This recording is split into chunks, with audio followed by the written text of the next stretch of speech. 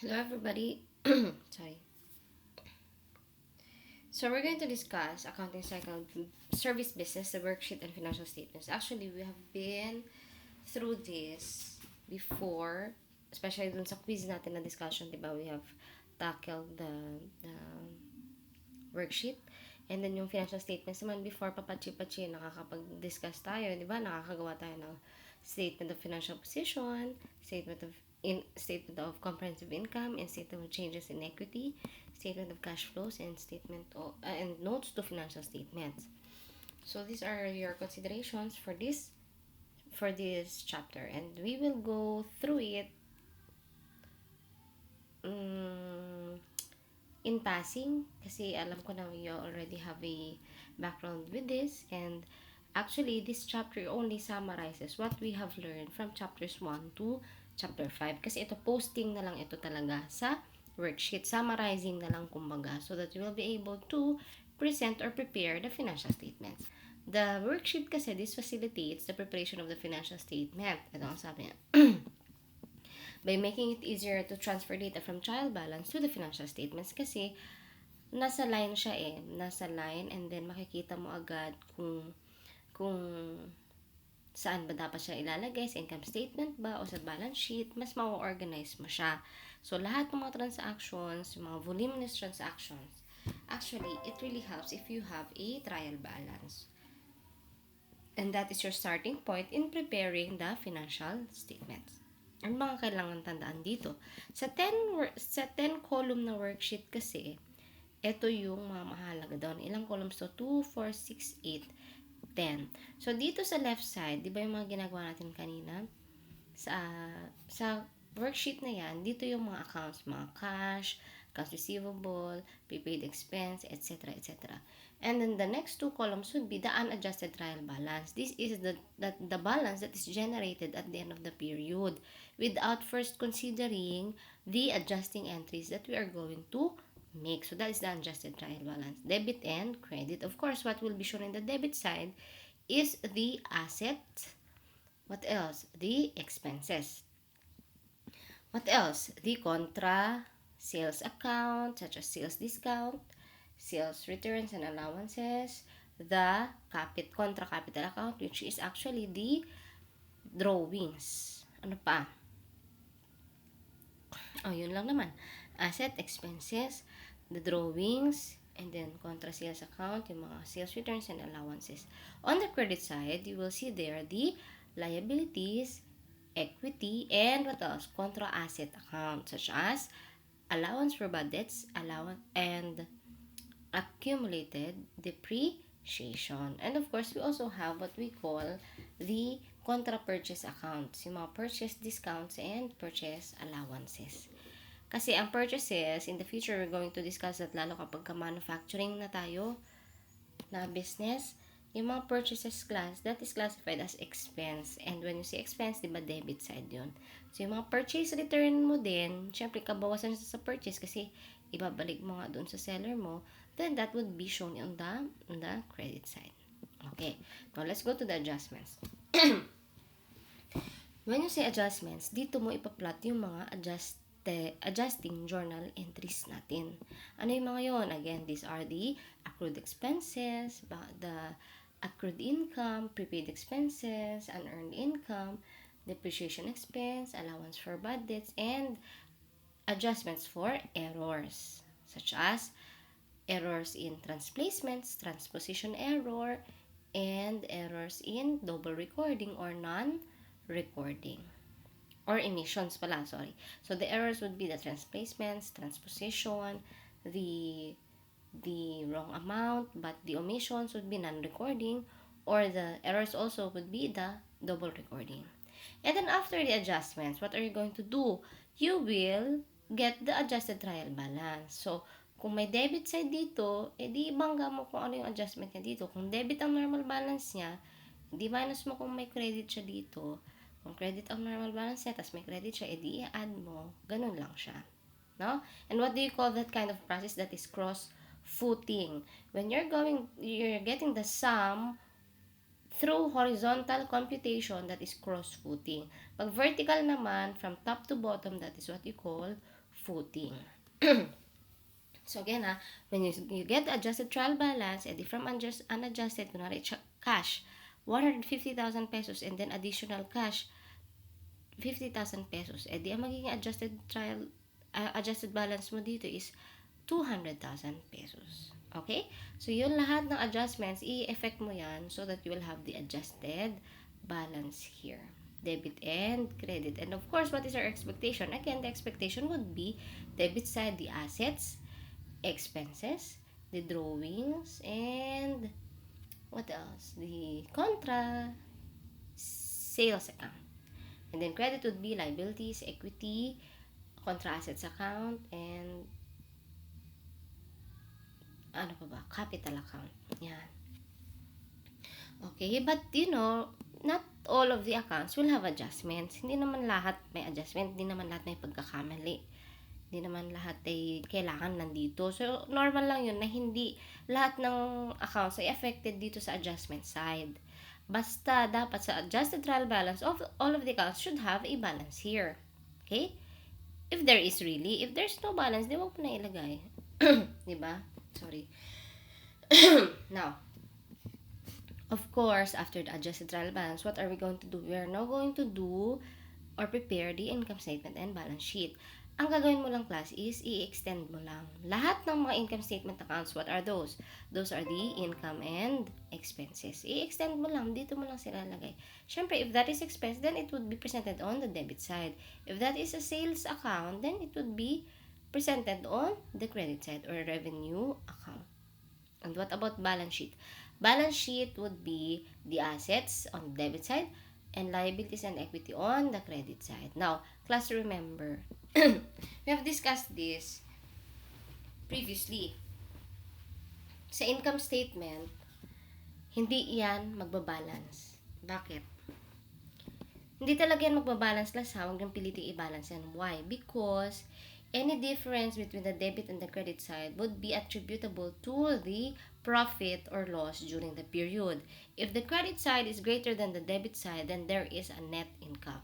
If the debit side is greater than the credit side, then there is a net loss. So here in the income statement, there would be no equal balance at the foot. Okay? But here in the adjusted trial balance, of course, there should be a balance footing. Kailangan balance sila. Otherwise, you have wrong entry, or you have to review because you might have missed something. Okay? But here in income statement, it will never be balanced. Pero dapat i-check mo rin kasi baka sabihin mo, ay, hindi naman balance, okay lang yan. Hindi, check mo din, no? Baka kasi mamaya, nantok tayo, kagaya nung sa akin kanina, nantok-antok ako, o di kaya wala ako sa full mental capacity ko, that's why I have mistakes. So, you have to review, okay? But if it's really not equal at the end, then it's normal because any difference would be attributable to the income or loss, net income or net loss. Now, let's go to the balance sheet. Balance sheet naman, as what I've discussed, ay extend mo lang dito, class, ay yung assets, liabilities, and equity. Okay? Okay ba yan? So, sa 10-column worksheet, yan lang, class. Baka kasi may tanong sa exam niyo or quiz nyo on the last 2 columns. Presented are the closing entries and the reversing entries. That is false. Oh, walang ganun, ha? Ito na yung last, balance sheet. The reversing entries and the closing entries are entered separately. Not in the worksheet. But pwede din naman. But normally, generally kasi, they're not included in the worksheet. Hanggang balance sheet na. Okay? Now, what are we going to do? Sige, discuss natin iba. So, alam nyo na yan, yung heading, of course, the name of the company, and then you write there trial balance or worksheet, and then for the year ended December 31, 2012. Yun palang mga discussion natin kanina, no? Hindi worksheet ang nakalagay, trial balance. Pero pag worksheet yan, tas 10-column worksheet ang lalagay dito sa taas ay worksheet. Okay ba yun? So, i-correct nyo na lang yung mga na-discuss ko kanina, tas yung heading, hindi worksheet ang nakalagay. Dapat worksheet, okay? And then for the year ended December 31, 2012, because it only shows that it is the movement for the year or for the reporting period. Pero pag balance sheet, alam nyo na nakalagay doon as of December 31, 2012. Pag naman income statement for the year ended. Pag worksheet for the year ended. Okay, so you know this already. Cross-reference. Ilagay nyo lang yung cross-reference. Yung letter. Okay? So, kasi dito sa pakita ko lang ito. Ano? Ito. Pag kasi nag-a-adjusting entry kayo, minsan, kung wala dito yung account, dito mo ilalagay yun sa baba. Diba? Kagaya ng ginagawa natin. Ilalagay mo dyan sa baba yung mga additional accounts. Ngayon, para hindi ka malito, lagyan mo ng letter A yung ka-partner. Or, I mean, lagyan mo ng letter yung dalawang partner. Diba? Double entry system tayo. The debit, in every debit, there is a credit. So, you put letter on the debit side and then you put also letter on the credit side so that it would be easily referred when reviewing. Yun lang gusto niyang sabihin. And then, what is this? Adjusted trial balance. Alam mo na yan. After ng adjusting or adjustments, adjusted trial balance. And then, what do you call that? Cross-footing. Cross-foot, which means you add the balances. You get the difference or the sum of the balances horizontally. Okay? Ayan. Siyempre, kung debit ang normal balance, pag may credit siya, edi subtract mo. Pero kung debit sila pareho, edi i-add mo. Ganon. Ganon lang siya. And then, in the adjusted trial balance, it says here that in the income statement columns, you have to extend what? The nominal accounts. Kasi pag income statement, nominal accounts lang yan. When you say nominal accounts, these are not rolled forward in the next year or next reporting period. Ibig sabihin, kino-close sila. Nominal accounts, they are not presented in the balance sheet at the end of the reporting period. They are being closed to an account and further closed to the capital. Yung pagko-close ng nominal accounts, kino-close yan sa income summary account, and that is a temporary account because that is closed further to capital account. About real balances, these are the assets, liabilities, and capital, and they are on the columns 9 and columns 10 of the worksheet. They're extended from the adjusted trial balance, ayan, to the balance sheet. Ganon. Okay? Pag naman income statement, dito lang sila. Okay.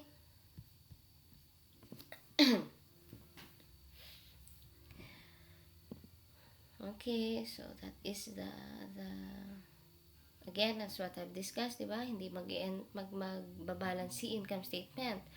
Sometimes the credit is greater than the debit. And what does it mean? If the credit side is greater than the debit side, you have a net income.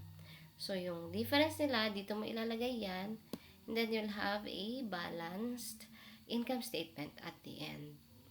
Okay? Pag naman mas malaki si debit side, ibig sabihin may net loss ka. Okay?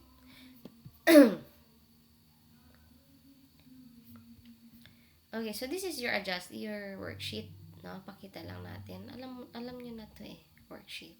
So ito yung account, and then you have here the unadjusted trial balance and the adjustment for the adjusting entries. For example, meron tayong accrued expense. So debit, expense, credit, accounts payable, or accrued expenses. Pag accrued expense class, tatandaan nyo, yung account na accrued expense, that is not an expense. That is a liability. So, debit, expense, o di kaya salaries na lang, salaries. Meron daw tayong unpaid salaries expense at the end of the period. So, what is the entry? That is an that is an accrued expense, debit, salaries expense, credit, salaries payable. O, saan sa salaries expense dito? So, kunwari 20,000 yon, dito yung adjustment. Debit 20,000, credit as in salaries payable, wala. So, dito ka maglalagay ng another entry. Salaries payable and to the credit side. So, okay lang yun malagyan dito kasi nga may mga adjusting entries tayo. Okay ba? And of course, after mo ng adjustments, edi gawin mo na yung adjusted trial balance mo. Kung may debit dito, tas debit dito, i-add mo. Kung may debit plus credit dito, i-minus mo. Okay? And then after that, that is the adjusted trial balance. From there, you can now prepare your income statement and balance sheet. Okay. So, hindi na natin ito didiscuss, no? Kasi na-discuss na natin sa quiz, tsaka sa exercises. Mamaya na lang sa huli, magkakaroon tayo ng problem. Sige. Okay? Ito. Ayan. So, review nyo na lang yan. Basta ang mahalaga, tatandaan nyo, yung adjusting entries, pag walang account doon sa nakalagay sa taas, lalagay ka lang dito sa baba. Ayan o. Ganyan lang. Tapos kung may account doon, di doon ka mag-post. Kung wala doon, dito ka sa baba. Okay? And then after that, you add the unadjusted balance plus the adjustments, you will get your adjusted trial balance. O, ayan na. Kagaya nito, sa cash, wala daw debit or credit. So, diretso, adjusted trial balance is equal to the unadjusted balance. How about the accounts receivable? The accounts receivable is previously 230,000 plus 10,000. So, you have an adjusted balance of 340,000 and so on and so forth. And of course, the adjustments should be equal to this one. Except, pero pag meron talagang mga exceptional errors, na isang side lang ang kailangang i-adjust. Okay? And our expectation should always be that the adjusted trial balance, the debit side of it should be equal to the credit side. Kasi adjusted na yan eh. Sa unadjusted trial balance kasi okay lang hindi mag-balance kasi may mali. But when you're going to adjust it already, it must be equal na. Okay? And ayan, tignan nyo to. Sa income statement, hindi nyo yan makikita yung mga cash, accounts receivable, notes payable, etc. Saan nag-start si income statement? Sa professional fees. Because only the income statement elements or accounts should be presented in the income statement. And what are these? These are the revenues and expenses. And the same is true here with balance sheet. Ang makikita mo dito sa balance sheet ay yung mga balance sheet accounts, assets, liabilities, and equity. Wala dyan si income and expenses. Now, take a look here at the income statement sa dulo. Hindi, medyo malakas yung ulan, kaya sana marinig nyo pa rin ako. Here in the income statement, take note, hindi sila pantay. Bakit? The income statement is greater than, the credit side is greater than the debit side. Take a look, oh. And what is that? The difference is what we call net profit. Okay? Net profit yan. Ayan. Tapos, pag inad mo sila, syempre, equal na sila. Okay? And, bago magkalimutan ng lahat, dito din sa balance sheet, hindi din yan equal. No?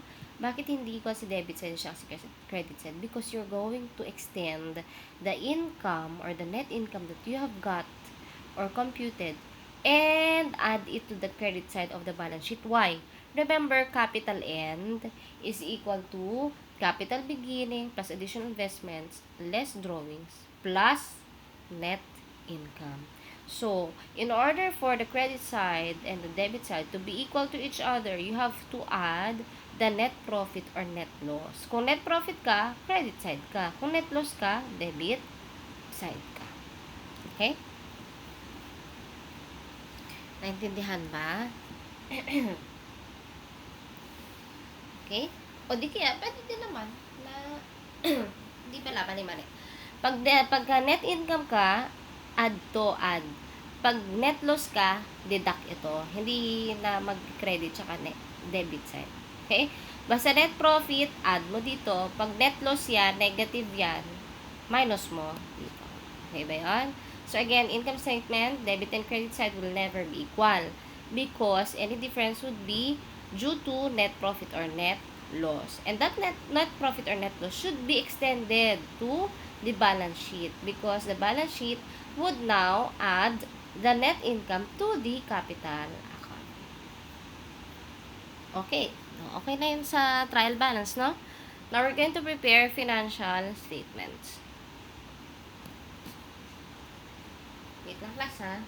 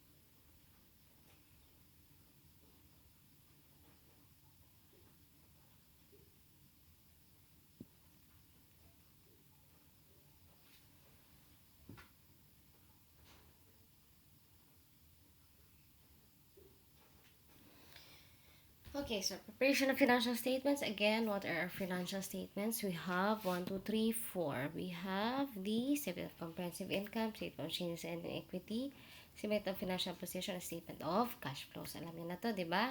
These are the financial statements. Now, let's just recap. Ito, hindi ko na discuss. These are just theoretical. We have already discussed this. No? So, ang una niya discuss dito is statement of comprehensive income. And we have already discussed that what do we have here? What are the elements? We have the income and expenses. And the purpose of this is to determine what is the performance of the entity. And when you say performance, did they have an income during the period or did they have loss? What are the components? We have income and expenses. When you say income, the revenue and the gains, and then expenses and the losses. And for the revenue, meron tayong tinatala yung mga minimum. As a minimum, the statement of comprehensive income shall include line items that present the following amounts: the revenue, the finance cost. Dapat meron silang separate line item. Yung pag sinabi mo separate line item, yung naka-linya lang sila isa-isa. Okay? Hindi sila pwedeng magkahalo-halo. Separate sila. Tax expense, ano pa? Profit or loss, comprehensive income, total comprehensive income, and etc. Okay? So again, income, expenses, and profit. When you say income, this is the profit directed activities of the business which increase the owner's equity. And then expenses, these represent decreases in the owner's equity due to the incurrence of costs and other expenses. And profit, of course, when you say profit, that is the net of the income from the expenses. So you have total revenues over total expenses would be profit. Net profit or net income. If the expenses are greater than the income or the revenues, then you would have net loss. If they are equal, what do you call it? It is break even. So yung statement of comprehensive income is also statement of profit or statement of operations. A statement of comprehensive income may be prepared directly from the income statement columns of the worksheet. The following pointers should be kept in mind when preparing the statement of comprehensive income. Income items are presented first, okay? So always income. Next would be the expenses. And next would be the miscellaneous expense. And then lastly, the finance cost. What are these? The interest expense and then the income tax expenses.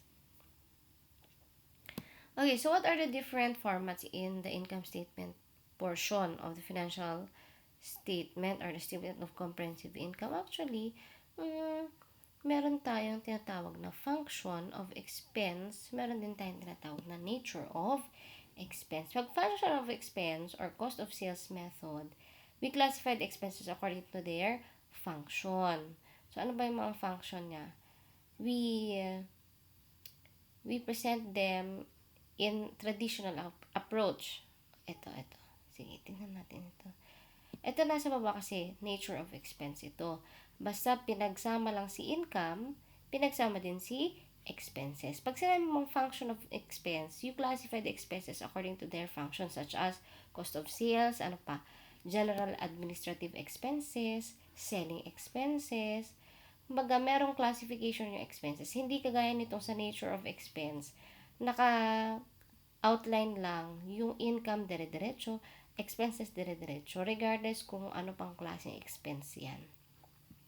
Nature of expense, by their nature, whether they are income or they are expenses, they're aggregated in the financial statements. Unlike pag sinabing function of expense, the expenses are classified according to their function. Okay?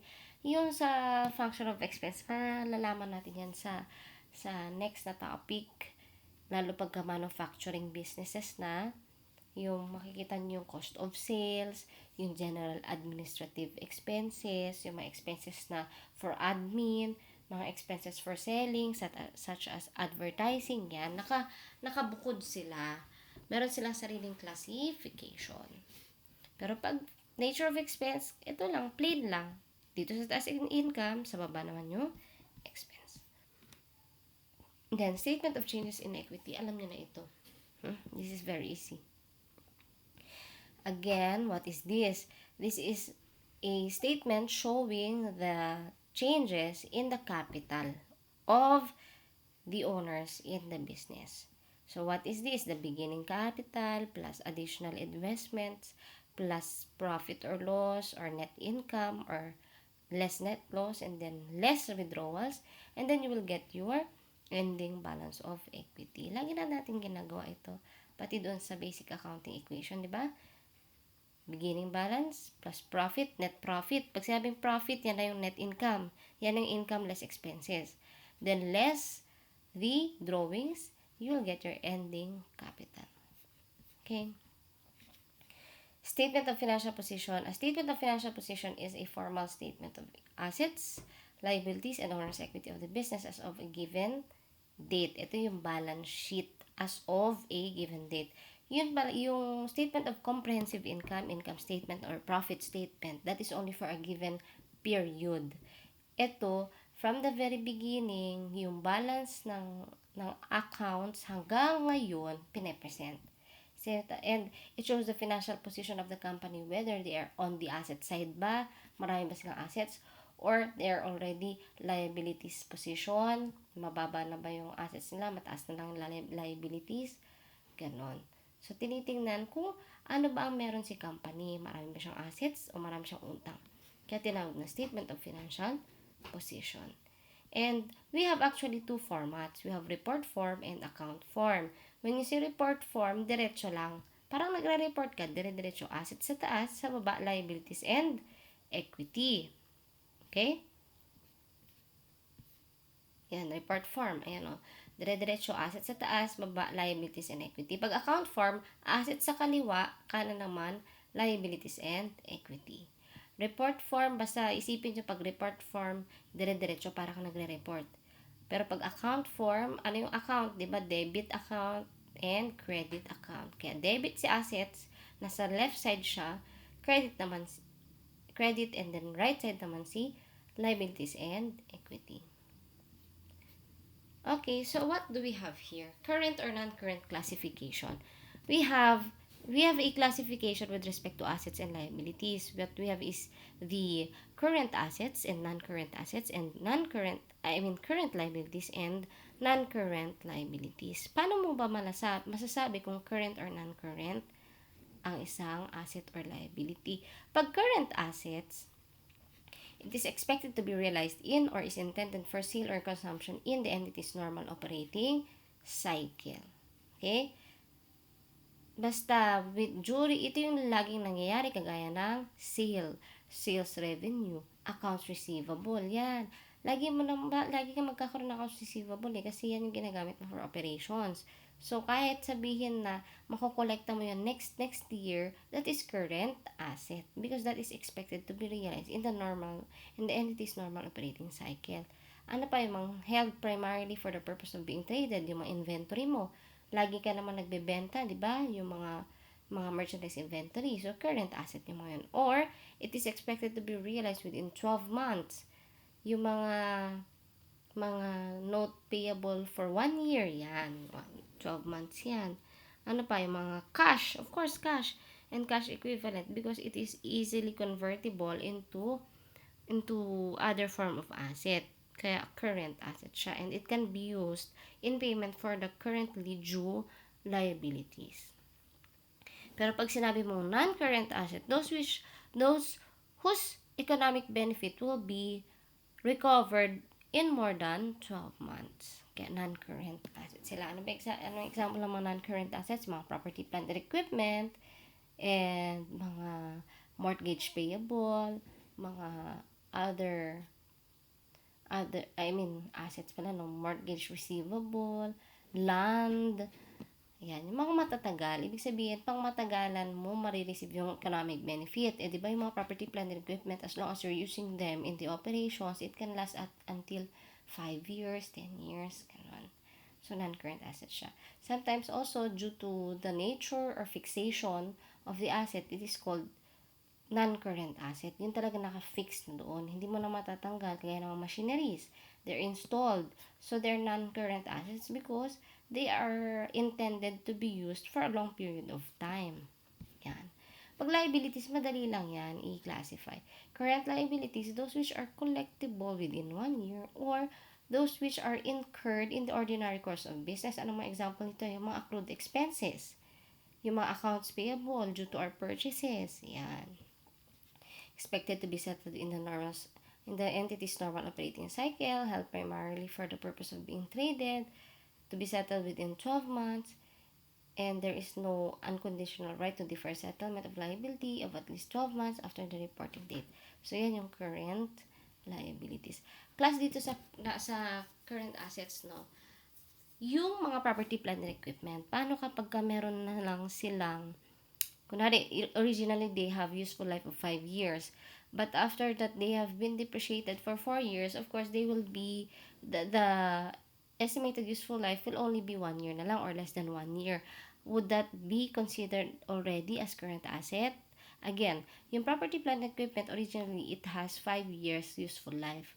Now, it has been depreciated for many years already. Until today, it can the remaining useful life is only less than 1 year. Now, what is the question?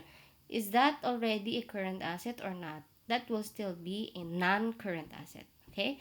Pag property, plant, and equipment, regardless whether the useful life remaining is already less than 1 year, it is still considered as non-current asset. The nature of the equipment, property, plant, and equipment, that it is a fixed asset or long-term asset has not changed. Okay? Baka lang lumabas sa exam.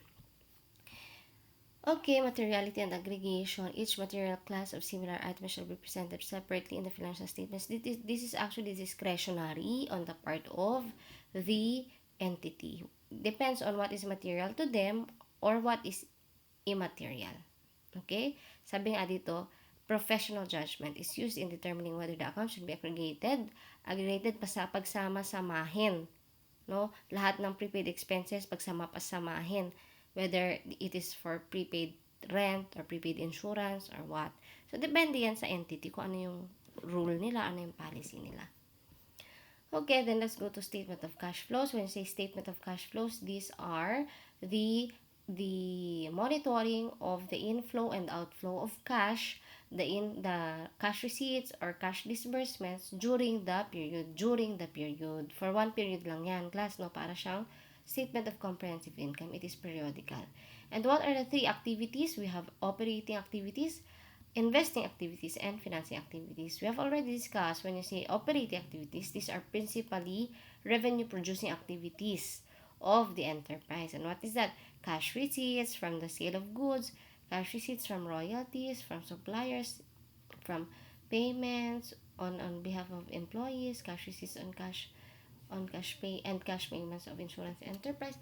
Basta yung mga due to the business operations, yung mga cash receipts as a result of business operations. Okay? That is operating activities. How about investing activities? This is the acquisition and disposal of long-term assets. Ano itong mga to? Yung mga property, plant, and equipment. And other investments, kagaya ng mga financial investments. Yan. Yung mga investment in securities. Kasi investment in either assets, long-term assets, fixed assets, or investment in stocks. Yan, ikaw yung nag-i-invest, ha? Kung ikaw ang nag-i-invest, ikaw yung bumili ng stocks, yan ay investing activities. So, ito, example, cash payments to acquire property, plant, and equipment, and other long-term assets. We also have here cash receipts from the sale of property, plant, and equipment, and other, yun lang din pala.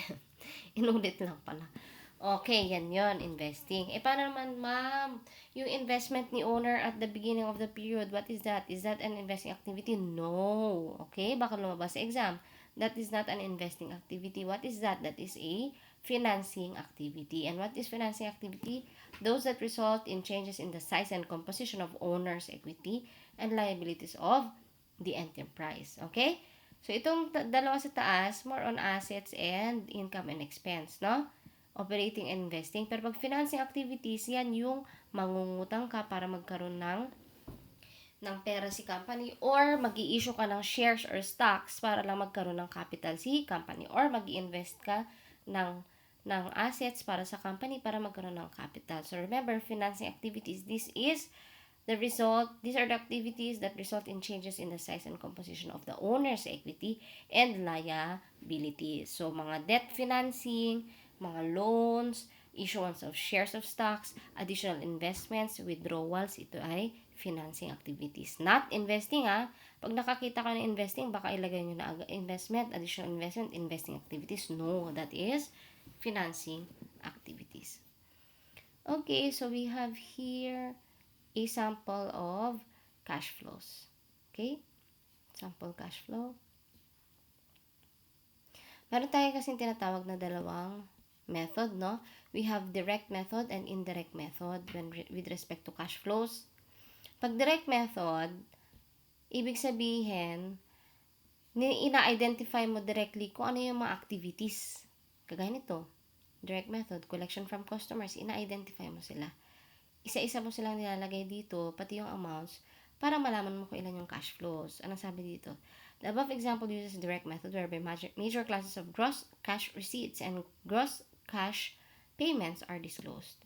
Whereas, in indirect method, the net income or loss is adjusted. Pag sinabi mong indirect method class, tandaan nyo, magsa-start yan sa income statement. Net income plus yung mga non yung mga non-generating cash activities, non-cash generating activities. Ayan. So, the net income or losses is adjusted for the effects of non-cash transactions, any deferrals or accruals of past or future operating cash receipts, or payments and items of cash, income or expense associated with investing and financing cash flows. Basta, magsa-start siya sa income statement. Whereas, pagka sinabi mo direct method, we identify the exact or the specific transactions that brought cash to the company or brought cash from the company. Entities are encouraged to report cash flows from operating activities using direct method. Okay? Kasi mas specific yung information na pinaprovide ni direct method. Okay, so this is what we have. Typical computations of the direct method. Service income fee. Okay? So typical complications for cash receipts and disbursements are shown in the table below. So cash receipts from customers is yung accounts receivable beginning plus service income fee less accounts receivable and plus customers advances less customer advances, and that is your cash receipts from customers. Ano pa? Mga prepaid expenses. Prepaid expenses is pag nag-T account kayo, kasi class, makikita niyo yung kagandahan nito, no? Makikita niyo siya na mas maiintindihan niyo. Ito, kagaya nito, sa accounts receivable na T account, beginning balance sa accounts receivable plus service income fee plus customers advances, less customers advances, and plus customers advances beginning and less accounts receivable, and you will have your cash receipts from customers. And then operating expenses, prepaid expenses, and so, yung mga cash paid for activities. So, ilan ba talaga ang binayad para sa mga activities na ito? So, pag nag-increase si prepaid expense, ibig sabihin nagbayad tayo in advance. Ano pa? Pag nag-increase si accrued expense beginning, pag nag-increase si accounts payable beginning, ayan, i-add mo din yon, and then minus prepaid expense beginning, accrued expense end, less accrued accounts payable end, you will have cash paid for operating expenses. So, medyo komplikado lang ito. Huwag nyo muna itong pansinin kasi this will be discussed on your higher accounting, yung sa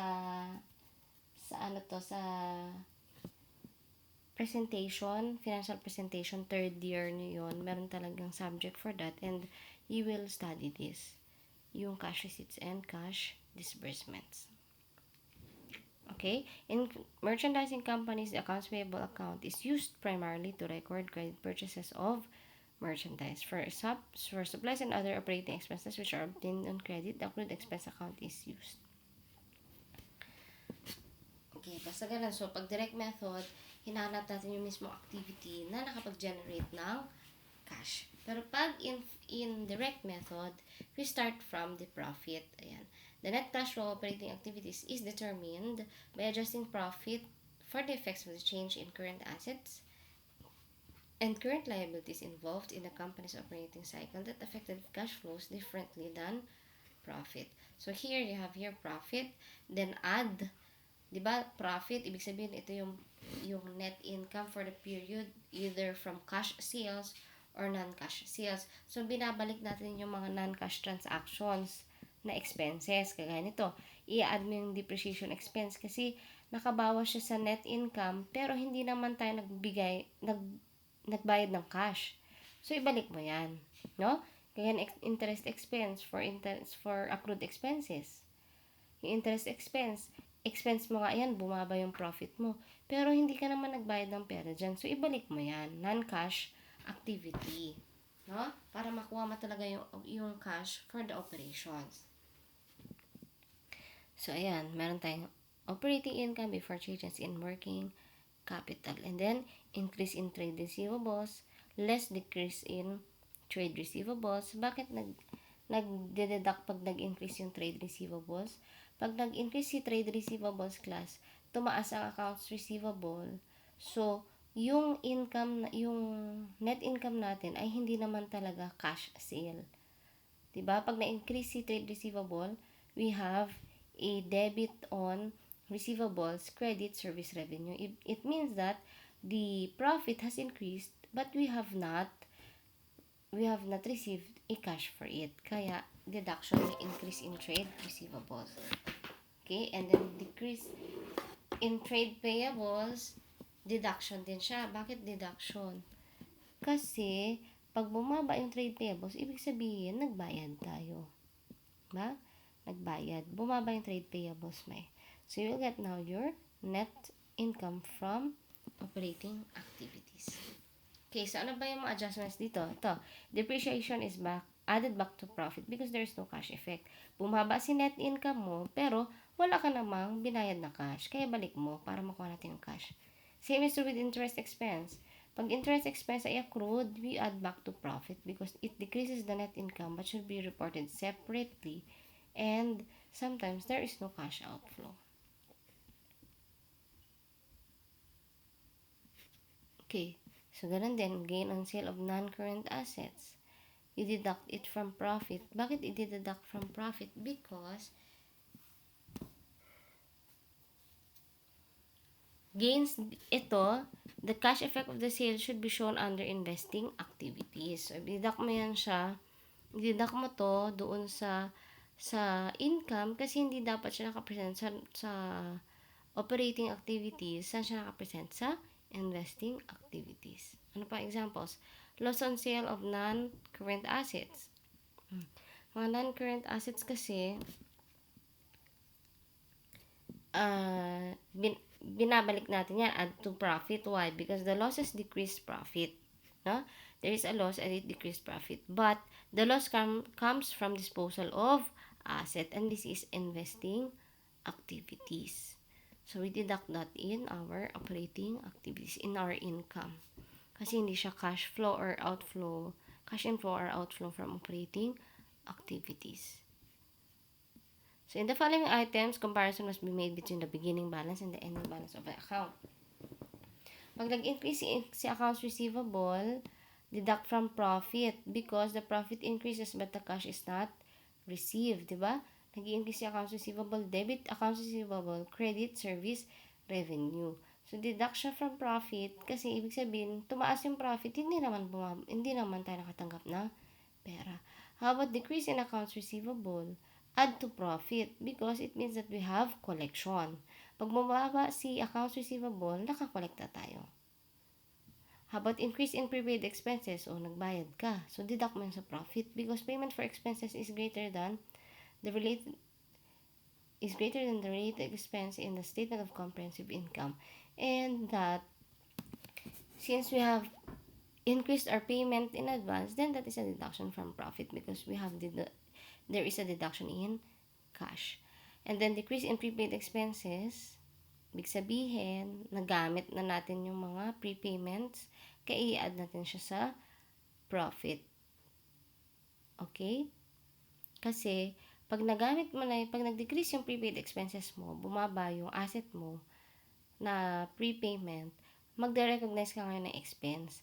Pero kapag nag-recognize ka ng expense, hindi ka naman na magbabayad ulit eh. Hindi ka na walang cash outflow kasi dati mo pa na nabayad yung cash for that kasi nag-advance payment ka. That's why you will add it to profit.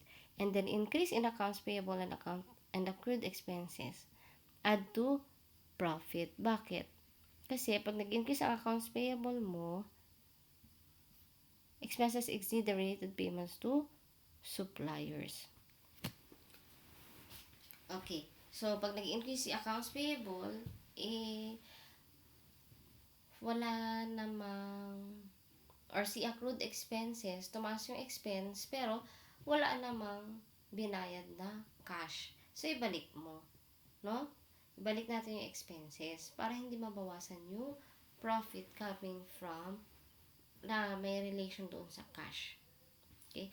So, medyo magulo lang ito ngayon kasi ito ay very technical, no? Yung cash flow. But, in your higher accounting, you'll be able to understand this more. So, it's okay that it is a little cloudy right now kasi hindi naman ito ang focus ng ating lessons. Ang focus actually is how to adjust the entries, how to record the journal entries, ganon. Kasi yung preparation of financial statements naman, you will have a separate subject for that. Okay, so we're done with chapter 6. Let's go to chapter 7 para matapos natin lecture. Chapter 7 class, napakadali lang nito. This is only about the completion.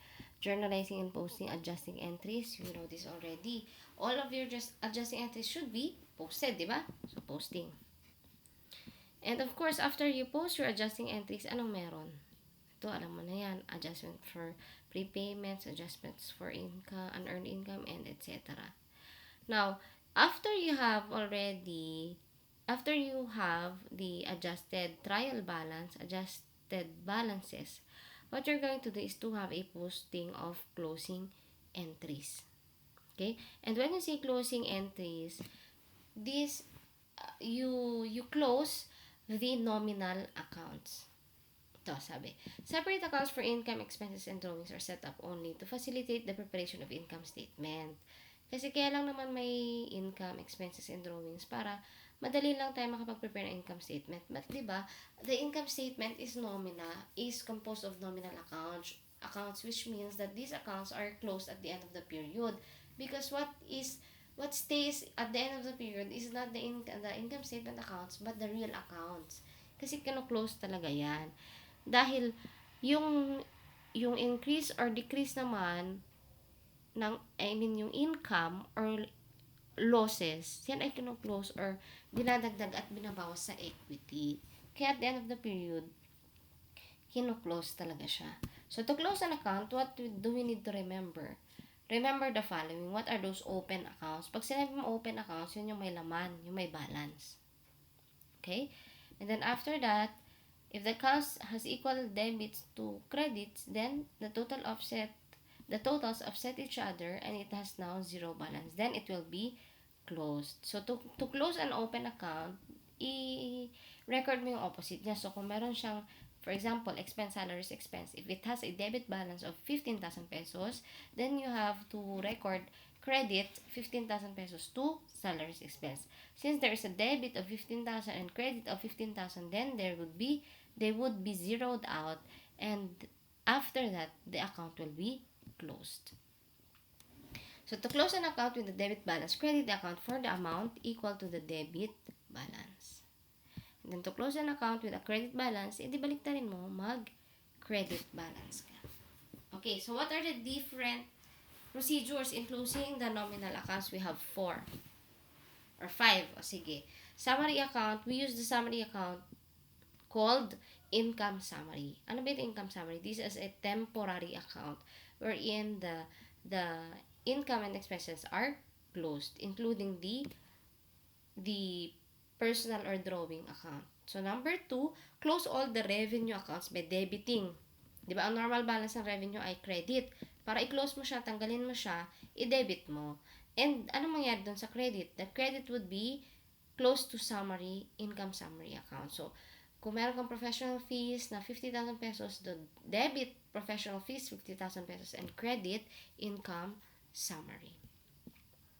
Eh, di ganun din, pag expenses kasi ang normal balance is debit. So, to close it, you have to credit. And then, after that, so number 1, close the revenues. Number 2, close the expenses. Number 3, close the balance of the income summary account to the owner's drawing account. Okay? So, yung income summary account, i-close mo to the drawing account, which balance represents the profit or loss for the period. The entry transfers the amount of the income or loss to the drawing account. And then close the updated drawing account to the capital account. This entry transfers the balance of the drawing account to the capital account. So, meron pala akong mali kanina, no? May pagkakamali ako kanina doon sa close natin ito. Yung sa quiz. Pero same lang naman yung okay, let's save it.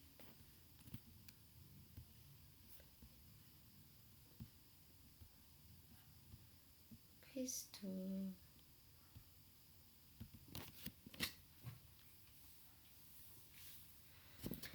But the answer would be the same pa rin naman.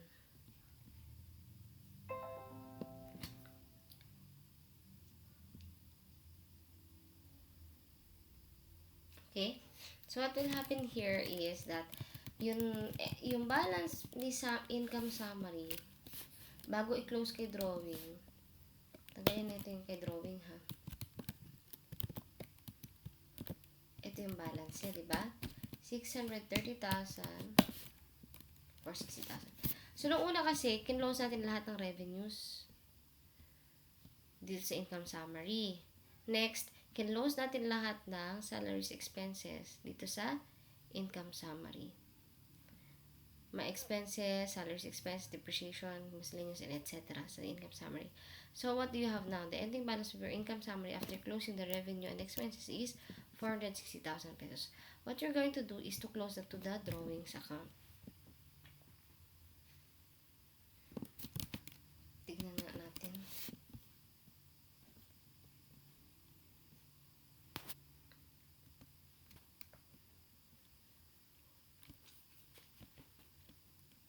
Ayan. So, parang ganito siya. Revenues accounts, debit. Kasi meron kang credit balance 200. And then credit, and then next one is that to close the expense accounts, debit expenses, debit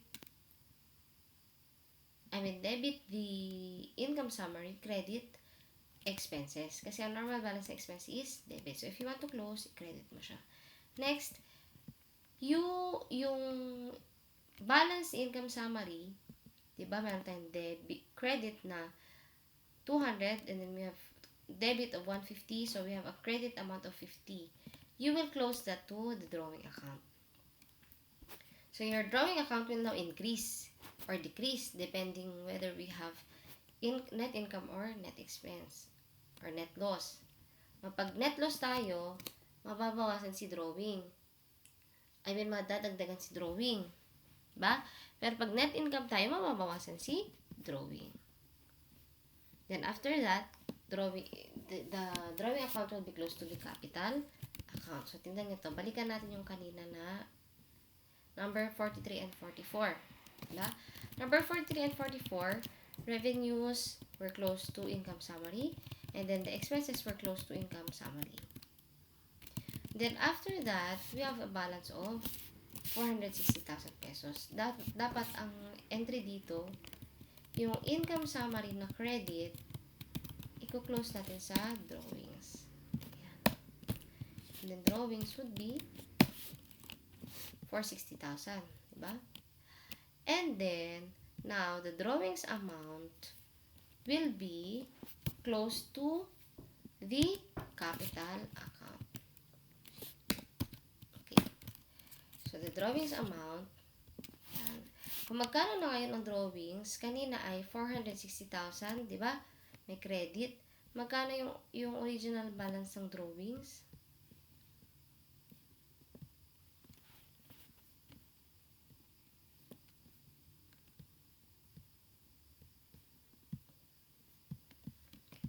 Drawings, originally nasa balance of 50,000 pesos. So, ilan na ngayon ang balance si drawings?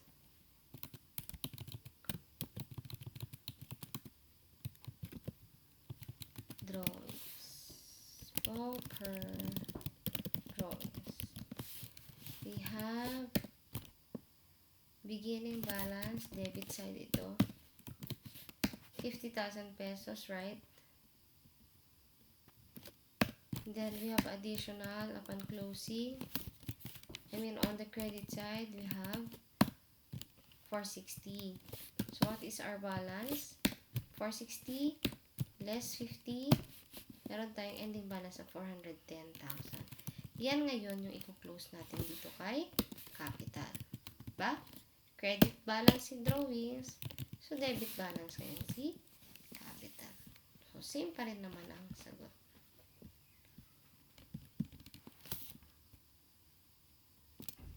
So, closing entries is ito, capital 410. Ayan.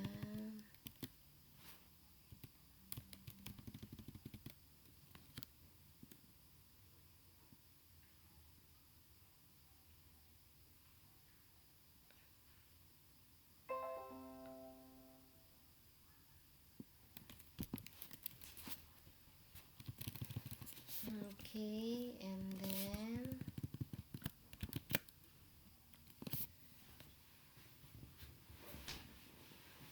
dagdag tayo ng another line. Income summary. Dyan. Dito na lang. Insert.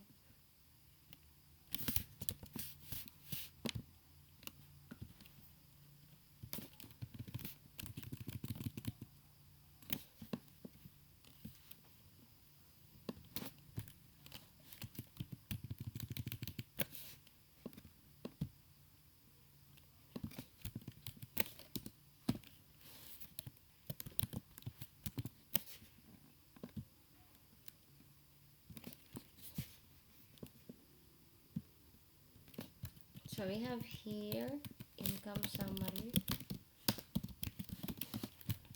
Magkano naging balance si income summary? Naging, magkano siya? Nagkaroon siya ng balance na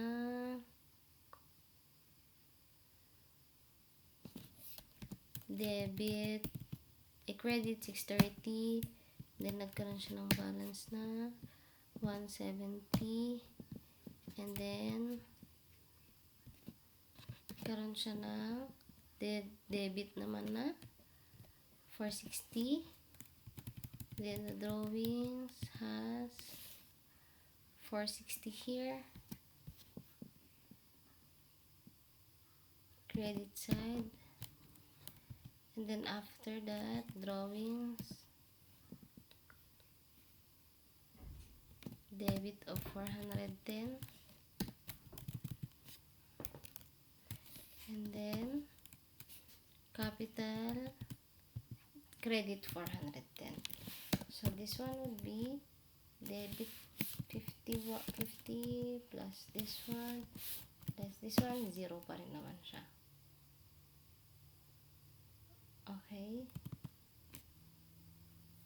Then, income, credit less debit. Okay. And then, ito, debit less credit. So, wala din naman pala. Ganon din naman ang sagot. No?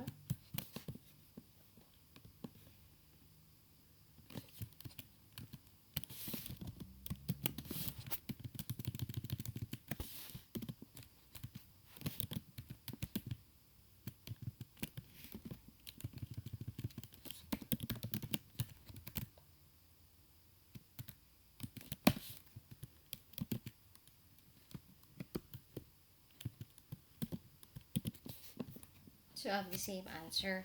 Ha? Pero ang procedure, again, as I clarify, no, number one, you have to close the revenues to the income summary amount, account. This one. So, kung i-close mo si revenue sa income summary, edi debit mo siya. Next one, you close the expense accounts to the income summary. So, you credit the expense and then you debit the income summary. And after that, yung net balance ni income summary ay i-close ngayon. 'Di ba? Nag-credit ka for revenue, nag-debit ka for expense. The net balance would be close to the drawings account. Okay? So, kung credit balance, si income summary, i-debit natin. And the credit would be to drawings. So, ito naman magiging ending balance si drawings. Beginning balance 50, then credit, the closing entry, and then you have 410,000 remaining balance. And this remaining balance will now be close to capital account. So again, close the revenues to the income summary, close the expenses to the income summary, and close the income summary to the drawing account, and close the drawing account to the capital account. So that is your closing entry. Okay, closing entry.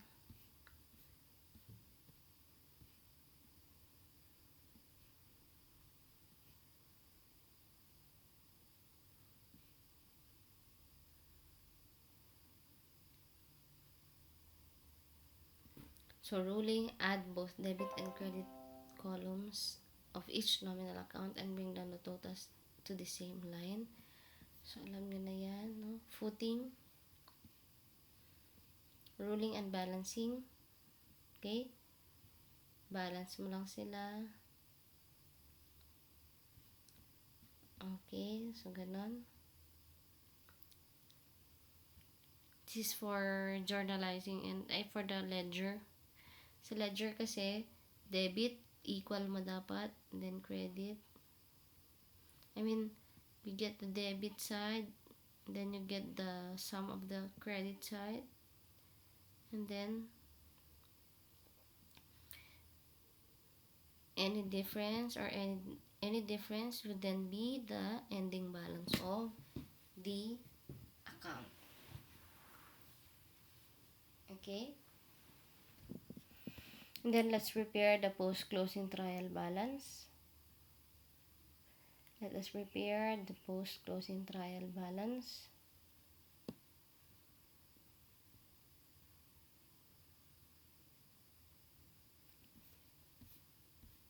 Ayan.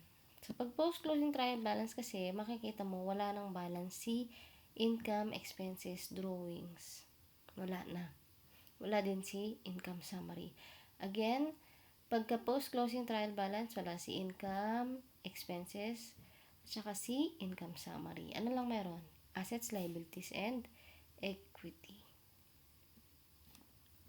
Okay, preparation of the post-closing trial balance. The final step to complete the end work is to prepare post-closing trial balance. The purpose of the post-closing trial balance is to check the equality of the debits and credits in the ledger after the adjusting and closing entries are recorded and posted. At this point, the only accounts with balances are assets, contra assets, liabilities, and capital and balance sheet accounts. So that is true, no? At the end of the post-closing trial balance, wala nang balance si income and expenses. Only the real accounts will remain. Now, what is reversing entries? Reversing entries are prepared at the beginning of the new accounting period. And what are they trying to reverse? They are reversing the adjusting entries that we have prepared in the previous reporting period. So what are these reversing entries? Entries are prepared for the accrued expenses, accrued income, prepaid expenses, and deferred income. So the depreciation and the bad expense does not need and do not need any reversing entries. O, ano ba sabihin ng reversing entries? By the word itself, you just have to reverse. You have to interchange the previous entry that you have made in preparing for the adjusting journal entry. O, di ba, pagka nag-accrued expense tayo, debit salaries expense, credit salaries payable. Na if you want to reverse that, di baliktarin mo lang. Yan. Baliktarin lang. Okay? Why do we need to prepare reversing entries? Because it says here, it restores the ledger accounts to their normal status. Babalik kasi siya sa dati. Kaya lang naman kasi natin piniprepare yung adjusting journal entries is for us to comply with the accrual basis of accounting and for us to prepare the financial statements in a manner that is consistent with the accounting standards. Pero the policy of the company still remains. Kaya, pwede din nilang i-reverse yun at the beginning of the next period. Reversing entries help make record keeping easier. Not to illustrate, initial recorded salaries is an expense when paid as follows. Salaries expense, credit, cash. At the year end, an accrual was made because salaries are unpaid. Hence, an adjusting entry is debit salaries expense, credit, cash. Assume the next dapat unpaid, dapat hindi ito cash. This is accounts payable or salaries payable. Assume that next payment date would be January 5 and that the salaries expense for January 1 to January 4 are 8,000 pesos. If reversing are not made, the payment of salaries on January 10 would be eto. Salaries expense, credit cash, debit salaries payable, and salaries expense.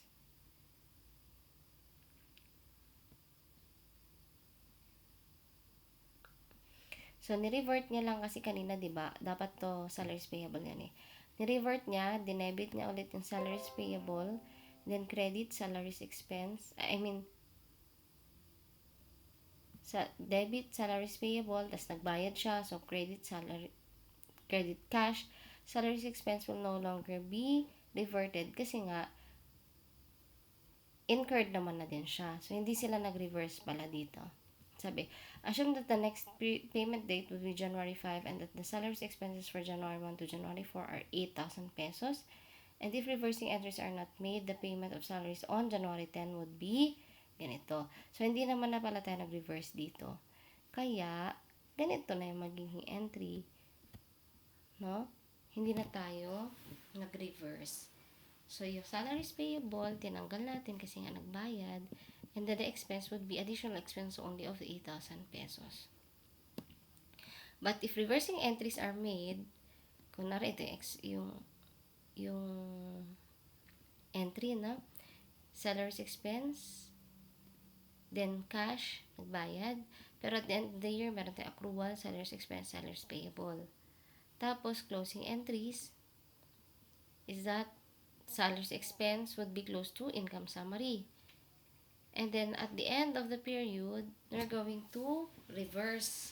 Babalik natin si salaries payable and salaries expense. And then, if we're going to pay, dahil binalik natin si salaries expense kanina, para tayong walang ginamit, wala tayong ni-record na salaries expense, then at the time that we're going to pay, we can now enter again the salaries expense. Kasi bakit ilang beses natin dinebit yung salaries expense? Kasi nag-reverse tayo ng entry. So, upon reversing, it is as if there was no salaries expense recorded or there was no expense recorded and no liability recorded. Kaya parang normal lang ang nagiging transaction. Parang dun ka lang ulit nakapag-incur ng expense. Okay, so ganito yung itsura niya pagka T account, no? Salaries expense. Ito yung original. Then, meron tayong adjusting journal entry. Then, nag-close ka. Tapos, at the new period, meron kang bagong expenses. So, ganyan yung itsura niya. Pag walang reversing. Salaries expense for the new year. And then, adjusting entry for the previous year. Yan. But with reversing entries, this is what happens. Nag-entry tayo nung una, then adjusting entry, total is 200,000. We closed it, so zero out na. And then during the year, meron tayong expenses, no? Meron tayong expenses. So, yung expense will be recorded in full. Why? Because we have reverted the previously recorded. We have reverted or reversed the previously recorded expense. Kaya we can record in full the new expense during the year. Kasi binaliktad natin, oh. It's as if no expense was recorded. Unlike dito, pagka without reversing entries, yung actual expense mo lang for the year, yung i-record mo. No? Pero dito, na-record mo na naman ulit yung binayad mo this year. Kasi, ni-reverse mo na yung previous accrual mo. Okay, so basta ang rule kasi, bakit kailangan mo pa mag-reversing entries? Kasi, para mabalik sa dati yung normal na operations, yung normal na recording. Pag nag-accrue ka na kasi, anytime na magbabayad ka, hindi mo na i-recognize yung expense. Kasi na-recognize mo na yung expense previously. So, but if the company wants to recognize the expense or monitor the expense upon payment, then it is good for them to prepare reversing entries. Basta, by the word itself, reversing entries, you just reverse the previously made adjusting entries. And what are these adjusting entries? Only the accrued income, accrued expenses, prepaid expense, and unearned income. Okay, so that ends our chapter 7. Again, what is important is that you have to know the entries for the closing entries. First is you have to close the income summary account. Close the revenue account to the income summary. Then next, close the expense account to the income summary. And then close the ending balance of the income summary to the capital account, to the drawings account. And then from the drawings account, you close that to the capital account. Okay, so this ends our discussion. Next would be your mock quiz or review, and then we're going to just provide you I'll just provide you a copy or a reviewer so that you can still have or you can still study for tonight. Okay, thank you very much.